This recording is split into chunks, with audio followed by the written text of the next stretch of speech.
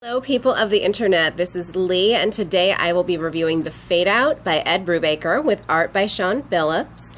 The colors are done by Elizabeth Breitweiser. I've mentioned her in previous reviews. I've been very impressed by what she manages to bring to a panel. She just adds a lot with what she does, and I was happy when I turned to the title page and saw her name there. This is a book I've been looking forward to because my original introduction to Ed Brubaker with Velvet, I just really liked his writing style, and I was curious how he would handle this subject based on the synopsis I had previously read in previews. The subject matter is this takes place in old Hollywood, a time when people are being blacklisted as communists, you know, giving off each other's names, whether true or not, to kind of further themselves, I think. Or just to protect themselves. Also a time when the studios really just ran the show on every level. They were what was bringing the money in, so they had so much control. And I think that the book, it turned out really well, both the art and the story. I like that just in the first couple of pages, there's a bit of a prologue that sets the stage of the time the story takes place in, even before it gives us the year. And I think that setup actually gives us a better feel for the time than when they tell us a couple of pages later that this is taking place in 1948. The book opens talking about the blackouts in Los Angeles, where they would have to have all the lights off so that the Japanese planes flying overhead wanting to drop bombs on them would not know where to drop one and could hopefully just mosey on back to Japan. And yeah, I like the setup there. I like the fact that it really, to me, worked out better than just giving me a year and hoping I can go from there. Because you want the tone, you want the feel of the era in your books when you're reading a period piece.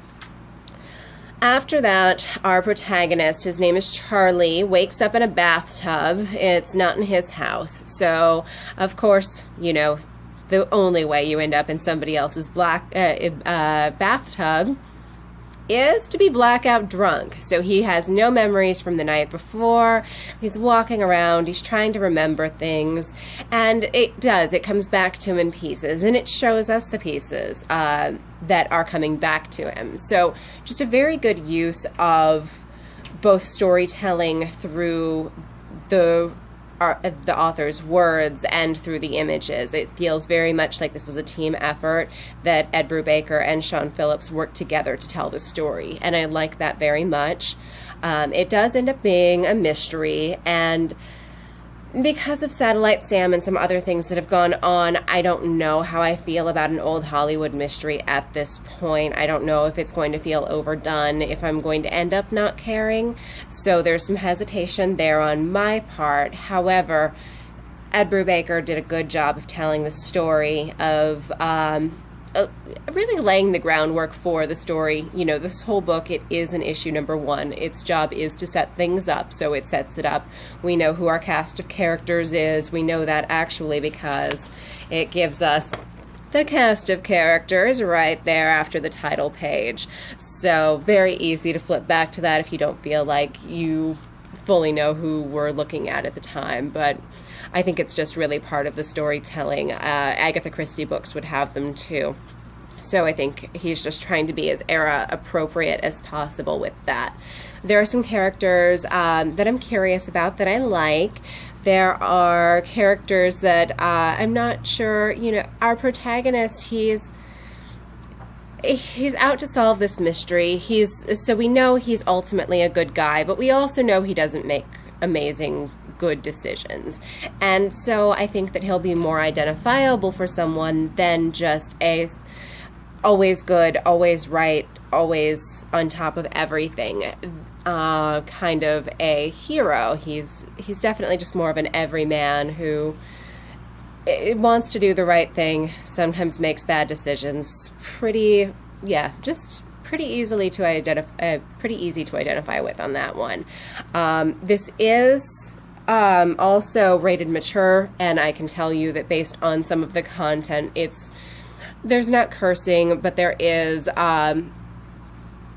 just suggestion of things and some images that might be a little bit shocking. There's also some language that would be shocking. Ed Brubaker even gives a bit of a disclaimer about those in his letter to his readers at the end, because just based on the era, there is racism in the book, there's anti-Semitism, there's sexism, that he's not whitewashing the time in that way. I used the wrong word. But anyways, he's trying to show the era as truly as he can.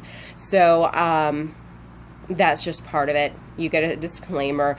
Another thing in his letter to the readers is actually he is a supporter of print books, and because Ed Brubaker is a supporter of print books, he's let us know that at the end of every issue there's going to be bonus content, just in the print book, not in anything you can get from Comixology, to kind of just keep people going to their bookstores, keeping us in business, that sort of thing. And I think that's really terrific. I always appreciate when artists and creators understand how important I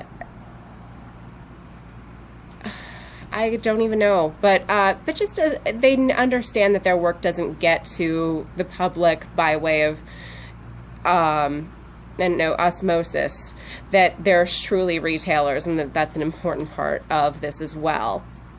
And I actually like the bonus content as well. It's a bit of an essay regarding a woman who had been an actress in Hollywood of that era, and it's a tragedy, but it's interesting history. So the fact that it includes both a mystery that is make-believe, that is fiction for the sake of the story, but also shows, hey, this is where we're inspired from. Some stuff really happened during this era, and it's gritty and it's true. I like that. So overall, it's a good book. I'm going to continue reading it. Like I said, I don't know if long-term I'm going to be in love with it, just because I worry about the subject matter feeling redundant. But I'm going to trust Ed Brubaker on this one and see how it goes going forward. So that's all I've got for you on this one. Sorry about some of my spacing off and not being able to pronounce the words. I'm uncaffeinated today, so just how it goes. But if there's anything you'd like me to review in the future, please let me know in the comments. You can also like and subscribe to my channel. I appreciate that very much. In the meantime, you have a great day. Bye.